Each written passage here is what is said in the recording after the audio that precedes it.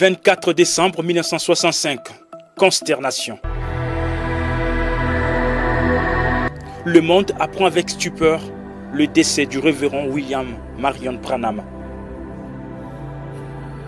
Interné depuis 6 jours dans un hôpital de Frayona au Texas, suite à un terrible accident de route.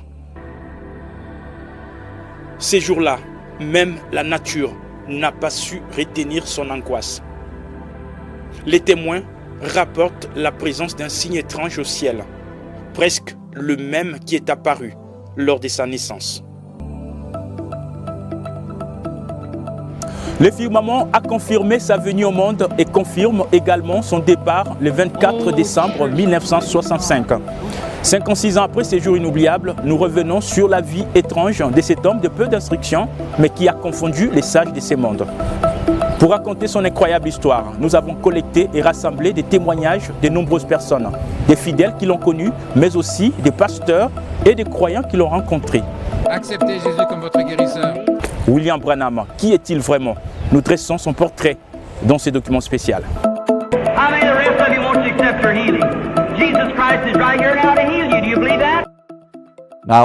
Maintenant, si vous avez déjà entendu parler de cet homme, William Branham,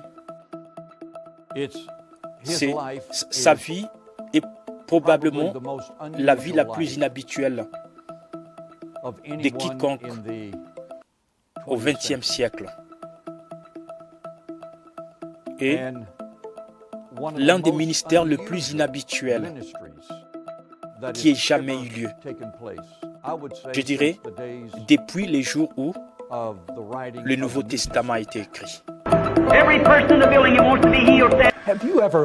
Avez-vous déjà entendu parler d'un homme du nom de William Branham? Il avait sans le moindre doute, depuis les jours où Jésus a marché dans la chair,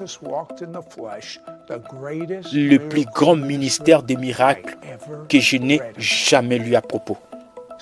Il n'y avait aucune imagination de sa part. Il savait quand est-ce que les gens allaient être guéris. Il ne l'a jamais manqué. Vous ne pouvez pas comparer Branham à un prophète ou à quoi que ce soit. Non, laisse Branham seul. Ça, c'est un niveau qui dépasse tout ce que vous pouvez raconter. Ne mentionnez même pas moi, Angèle et Branham sur la même ligne. C'est un déshonneur pour Dieu. Branham était plus qu'un prophète. Branham est au-delà de tout ce dont vous pouvez raconter. Une femme est tombée morte pendant une réunion des frères Branham. Et l'un des hommes d'Oral Robert, un médecin, était là. L'un des hommes les plus considérés d'Oral Robert. Il est venu là et a dit, frère Branham, elle est morte. Frère Branham a dit, soyez patients, soyez tous calmes. Marie, puis il a soulevé Marie. J'ai vu cela de mes yeux.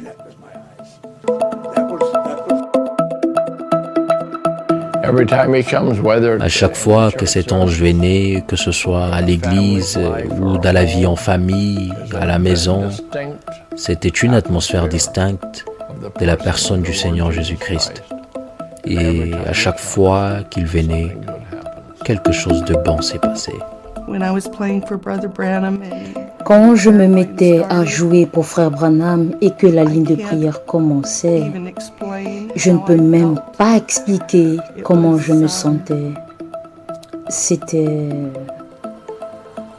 Il n'y a pas de mots qui me permettent d'expliquer ce que c'était que d'être aussi proche de Frère Branham alors qu'il priait pour les malades.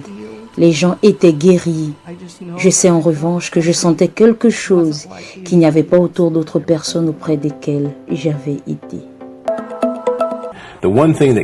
La seule chose qui caractérisait ces réunions, très souvent, c'était la puissance de la présence de Dieu. Quand j'ai vu cet homme, j'ai eu la deuxième vision. J'ai vu Jésus dans une personne. J'ai vu Jésus dans une personne. Ces mots du missionnaire évangélique Tommy Osborne pourraient être la réponse à notre question dans ces documentaires.